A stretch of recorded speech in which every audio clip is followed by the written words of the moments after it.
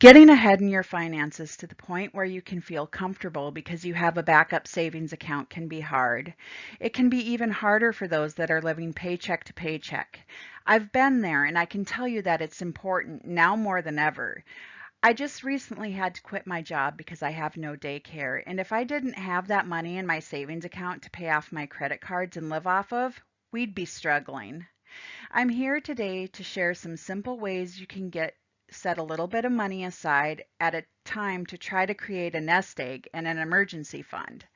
I want to be totally straightforward and let you know that if you don't currently have a lot of disposable income, it can take you a while to get to the finish line. But it's so important that you at least get started because if you don't start, it's imminent that you'll never get there.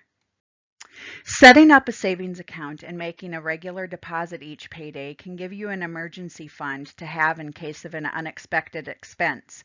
And it's surprisingly not that hard to make a small deposit that you won't even notice. There are two different types of savings accounts that I would suggest setting up. Savings accounts are mostly free to open and use, so having two is good to keep things organized and separate.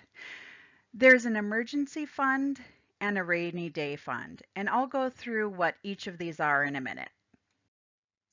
An emergency fund is used for emergencies, but it is intended for larger expenses.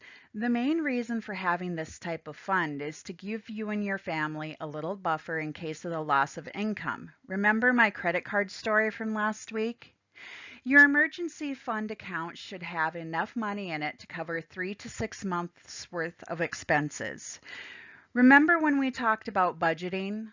All you need to do is to take the total number of expenses you produced in your budget and multiply that number by 3 or 6, depending on which number you choose to use.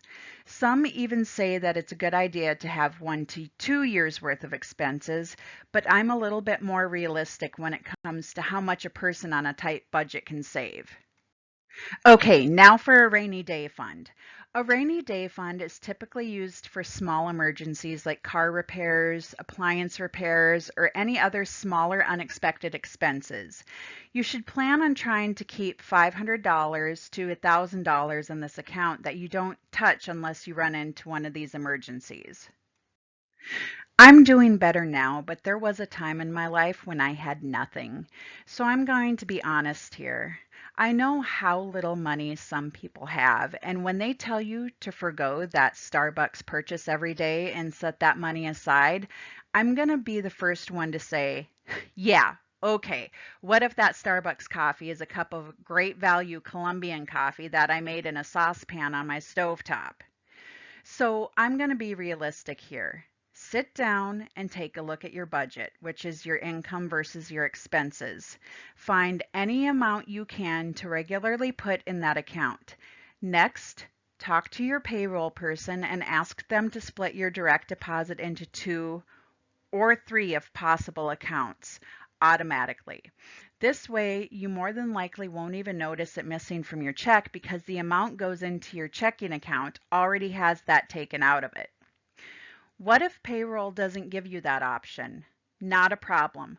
Most banks will typically let you set up automatic transfers from one account to another. Living paycheck to paycheck, no problem. It's super easy to toss the change from a dollar into a change jar and deposit it into your savings account once the jar is full. If you can swing it, you can do one better and save all your $1 bills, set them aside, and make a deposit when you have a decent amount of them. The absolute best thing you can do is to also put any extra money you may get into that savings account.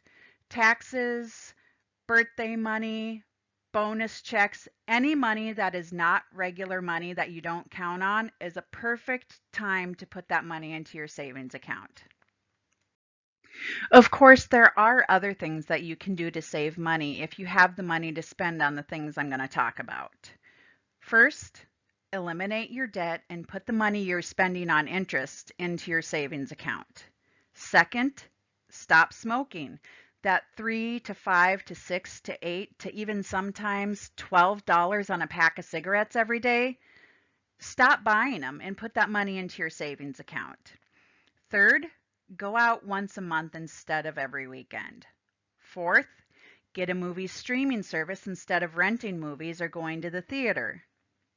Fifth, have credit cards with no balances. Use one with cash back and put that cash back into your savings account. Sixth, use coupons. Add up the coupons you used in an order and put that amount of money that you saved into your savings account.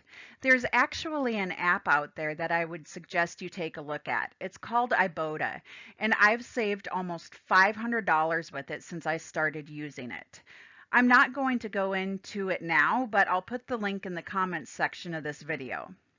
Lastly, bring lunch from home and put the money you'd normally spend on lunch into your account. In closing, I've been where some of you are, working full-time while taking full-time classes, having to get food stamps to feed my kids, having to get daycare assistance so I can go to work or class. I'm so tired of people that have never been in a paycheck to paycheck situation thinking it's so easy to save money and giving you these unrealistic suggestions. So I want to let you know that having savings is very important and it is possible. I want to thank you for listening.